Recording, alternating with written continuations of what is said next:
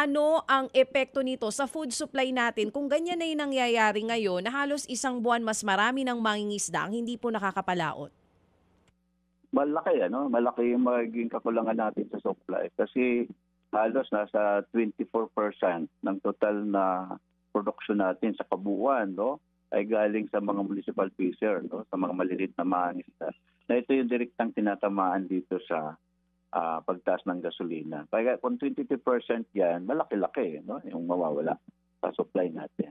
At ang isang problema nga dito, DJ and Maricel, kahit tumataas yung presyo ng gasolina, hindi rin tumataas yung bilis sa amin na natili yung farm gate, hindi tumataas. For example, dito sa Cavite, yung alimasag nasa 180 to 200 ang kilo, pero pagdating sa market, umaabot ng 500 to 600, Yun yung isang problema natin na kawala ng intervention ng government. Paano talaga tutulungan yung ating mga mangingisda para mapataas yung presyo ng huli nila at ganoon din para matiyak na mababa, yung presyo ng isda o produktong dagat doon sa mga consumer. Oo, pareho po kayo halos ng problema nito mga farmers natin and even the broilers group. Ngayon po na meron ng National State of Emergency, hindi pa rin ganun talaga ka-urgent yung nararamdaman ninyo na tulong galing sa gobyerno?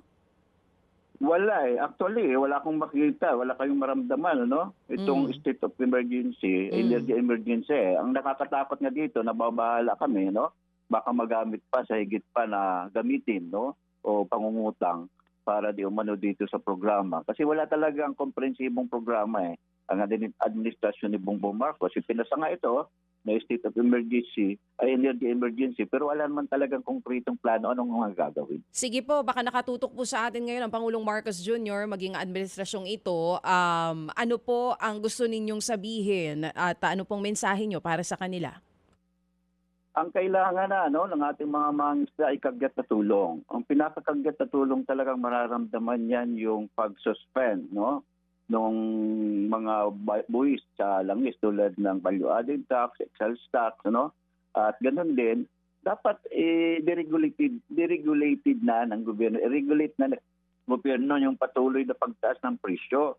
Ito dapat yung pwedeng gawin dahil mayroon na silang state of emergency, energy emergency, nakagyat, lalong-lalo na merong napatunayan na merong pagsasamantala yung mga kartel ng oil industry sa ating bayan dito sa mabilisang pagtaas ng presyo. Yung kanilang mga naka-stock pa na mababa yung bili nila at ibinenta nila nung napakataas ng halaga. Kaya malinaw na dapat ay may intervention yung government, Imbestigahan yan at dapat yan ay i-roll back, ibalik sa mga consumer yung mga pagsasamantala, yung mahalaga, yung presyo na napakataas na doon sa mga kartel. At ganoon din yung kagyat, yung yung panawagan natin, na dapat itigil na yung girang agresyon na nilulunsad ng US through Trump at saka ng Israel to Netanyahu doon sa Iran. Kasi hanggat hindi na-resolve yan at hindi natitigil ang gira, magpapatuloy yung ganitong sitwasyon natin. Ito yung nakakabahala. Ngayon nga, ay hirap na tayo. Paano pa yung mga susunod na mga araw? Parang walang magagawa si Marcos Jr. dun sa gera ng Israel at ng Amerika sa Iran. Pero last na lang po, para panawagan. Panawagan lang kung sakali. Pero kung sakali, Sir Fernando, kung kayo po ang tatanungin, sa tingin niyo po ba nasa krisis na itong sektor ng pangingisda natin sa bansa? Actually, matagal ng crisis yan. Noon pa sinasabi namin, nagsimula yung mga dredging reclamation sa ating bayan, tapos yung paghimasok, patuloy na pagpasok ng mga commercial fishing vessel within the municipal fishing ground na dapat entitled para sa maliit na mangingisda. Sabi namin, darating ang panahon talaga magkakaroon ng krisis.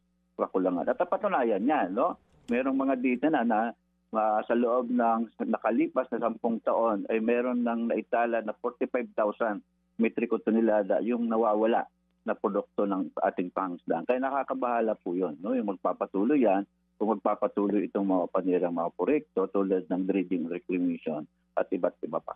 Mga kapatid, para sa iba pang mga balita at impormasyon, sundan niyo po kami sa X, Instagram, Facebook at syempre sa TikTok, True Network PH. Mag-subscribe din po kayo sa aming YouTube channel, True Network. May website din po tayo, truenetwork.ph. At pwede nyo rin po kaming mapanood sa Channel 19 ng aming True FM TV. Lagi pa rin makinig sa radyo dito po sa 105.9 True FM dahil dito, laging true sa'yo, kapatid.